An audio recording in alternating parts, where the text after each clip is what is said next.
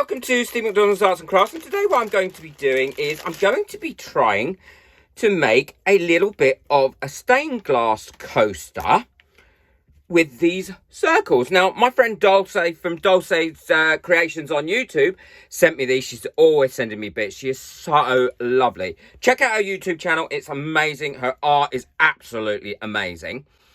And I'm going to be filling them up with resin so we can see how it looks. And that's going to be the approximate shape. I know Dulce sent me these because she makes them and she cuts them out and does other things with them. But you can buy this sort of thing on Amazon, and I will try and find the link so you can make it yourself. I've glued these together now in the shape that I want it to be. And what I'm going to do now is I'm going to paint them to seal them, but also because obviously I want them to look like a bit like leaded paint, and I'm going to be using the Arteza iridescent paint because I just love how it comes out when I've painted it. That'll nicely seal it up, and then I can fill it with resin, and I'll show you that in a second. Well, this is all painted now, and I'm really pleased with it, how it's come out. Now, I had a bit of an accident. I was getting this mould ready here to do a different project, and I dropped this in it. And when I dropped it in it, I thought, I really like that. So, happy little accident.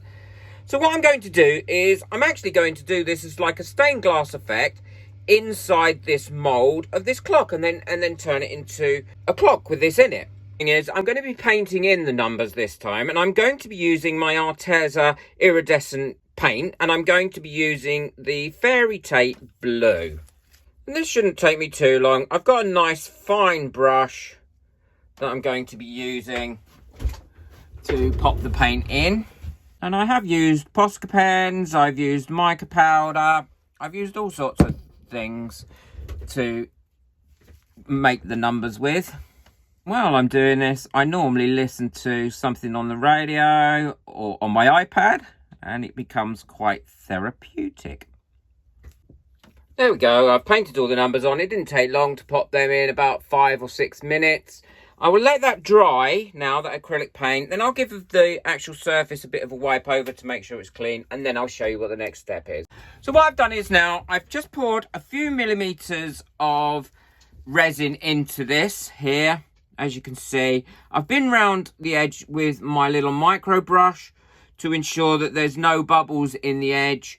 And I've also gone through the actual letters themselves, and if there's any trapped bubbles, I've tried to release them so you don't get little holes in your letters when this is finished. What I'll do is I'll let this cure up now for about 3 hours before I put the next bit in, getting it ready to do the stained glass.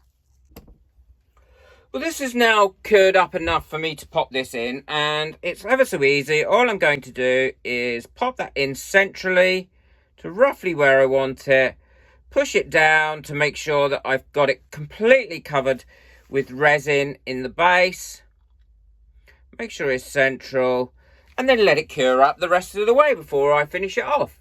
This is all cured up nicely, as you can see, and I'm ready now to put my separate colours into here. So what I'm going to be using a transparent violet for these little bits here. I'm going to be using a transparent yellow for these bits, and I'm going to be using a transparent red for the outside. And as usual, all I'm going to be using to put these in are my pipettes. Now, people keep asking me how I clean my pipettes out. Well, I don't actually clean them out. What I do is I'm saving them all with the resin inside for a little project that I've got planned. But I'm also saving them to be able to test out how to clean them out without having to use lots and lots of chemicals or water, which actually would be equally as bad for the environment. But I'm sure there is a way, and I will find it eventually. So keep an eye out for that. I just want to say a big thank you to all my members. My membership is growing nicely. We've got a live stream coming up soon. I do them once a month for members only, plus they have access to me via email and a VIP members group, and they get additional videos and bloopers and all sorts of things. So if you want to become a member, check out the link in the description below. Also, if you want to buy me a coffee just to say thank you for all my videos and bits and pieces, then there is a link in the description below, or there's a little tab on my banner on my channel. So just using a pipette, I'm going to fill these up. I'm going to get rid of any bubbles using my long neck lighter. And I'm making sure I fill these up only to the very edge of the wood. And they're not going to leak anywhere because they're nicely set in that actual resin that's underneath. I'm going to go ahead and finish this off. Put the red, transparent red around the outside. I will link everything that I've used in the description so it's easy for you to find and get the links to if you're interested in getting these colours and different bits and pieces yourself. This is completely cured now, so it just needs taking out of the mould. And there we go. Those numbers have come out beautiful. I knew they would. So let's get them onto the 12. So there's the 12. And I do think that stained glass has come out really nice as well. So I just need to fit the mechanism to it. Now, I'm not going to show you how to do that because I've done that in several other videos where I've made clocks. So I will link one at the end of this and you can see how I do that. So that's that clock finished. I think that's come out really, really pretty. I do love the way the numbers come out. I think they look just amazing, and it just makes life so much easier doing it like that as well. I think the stained glass has come out well too. Hope you've enjoyed this video. Don't forget, hit that subscribe button so you don't miss out on any future videos. Take care of yourself. Enjoy your resin. Bye.